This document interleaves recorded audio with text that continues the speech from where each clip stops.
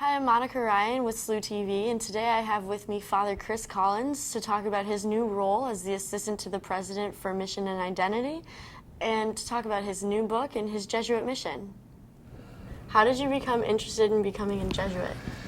Well, I think it started when I was in high school. I moved from Phoenix to Dallas when I was a junior in high school, right in the middle of junior year, which was a very tough situation, and I was very frustrated by that and so on. But it also caused me to start thinking about my life a little bit, and what am I doing here, that kind of thing. And I ended up applying for a program that went to Latin America for the summer, and I worked in Ecuador, rural Ecuador, and dug latrines and lived with a family, no electricity, no running water, and that was a huge experience for me to just and it just kind of set me on a different direction as a result of that. And then when I went to college, I kept doing those service trips, and then I studied philosophy, and I didn't know I was heading in this direction toward being a Jesuit, but it snuck up on me, I think, yeah. So what's the process of becoming a Jesuit? You do 2 years of kind of spiritual formation and living in community. You got to get used to living in community and learn how to pray a little bit, learn the history of the Jesuits and the documents that are our history, and do some ministry experiences with the poor and the elderly and the handicapped. And I had a bunch of small little experiences like that, and I taught at a high school on a reservation and a whole variety of different things.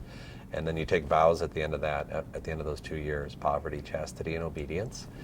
And then I studied for a while. I studied at Creighton, did humanities for a year, 3 years at SLU doing philosophy and history. And then I taught high school for 2 years in Milwaukee at Marquette High, the other Marquette High. And then theology in Boston. And then that's 11 years, and then I got ordained a priest at the end of the 11 years. Wow, that's a long process. It is, yeah.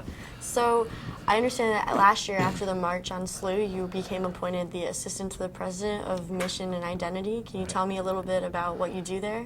Yeah, so I was teaching for a few years when I first got here, and then I just started this new job in July. And it's really focused on faculty and staff, introducing new faculty and staff to the Jesuit mission. That's part of it.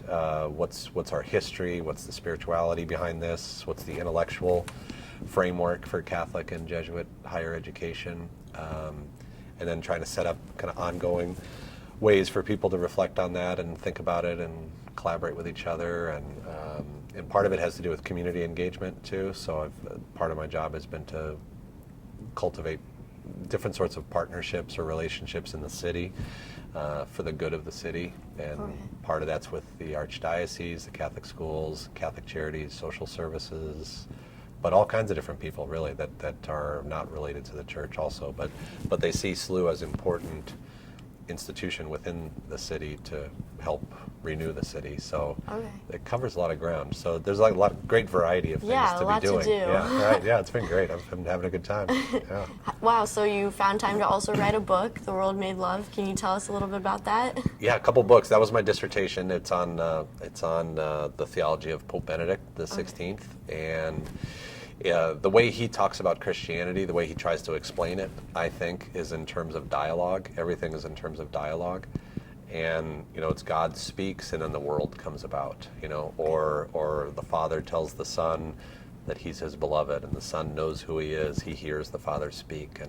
So there's Trinitarian dynamics in there. There's the way we think about even Jesus himself as the Word of God who has been spoken in the flesh.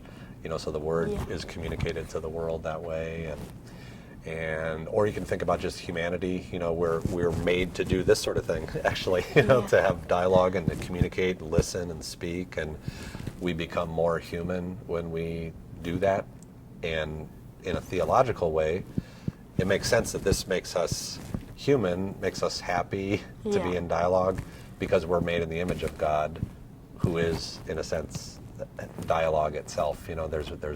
There's speaking and listening and communication and love ultimately in God. That's what we're made for. So that's a little nutshell of what his theology is. So I just tried to unpack his theology a little bit. That was my dissertation. Okay. So you said you had written other books? Yeah, I did one on prayer and daily life, more of like a popular spirituality book called 3 Moments of the Day. praying with the heart of Jesus. And so it has to do with beginning your day, kind of making an offering of your day, saying I want to try to live with my heart opened up to the world in union with the heart of Christ. And even if it gets pierced along the way and dinged up a little bit, I can still stay open. And then at the end of the day, this is a big Jesuit practice to do the examine, look back on the day and just see how everything went. You know, how did it go? When was I happy? When was I free?